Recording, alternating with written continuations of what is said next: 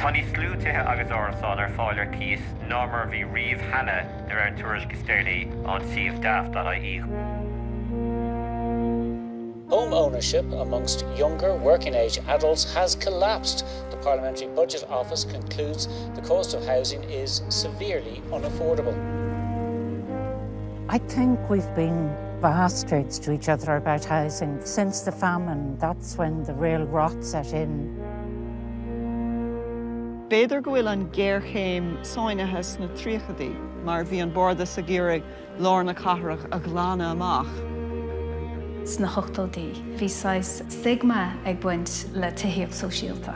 Nach rá an sna cuaigadaí. 1975, this country built 8,500 council houses.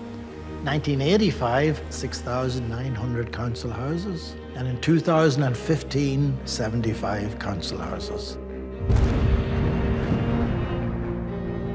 No bhín mis sem aróg.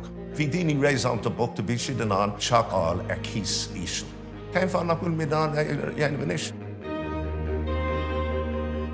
The number of people in homelessness has hit another record high. There were 11,542 people accommodated by homeless services in November. That includes almost 3,500 children, a substantial increase of 26.8% on the same period last year. I have taken to speaking ever more frankly in relation to housing because I think it is our great failure. It isn't a crisis anymore. It is a disaster.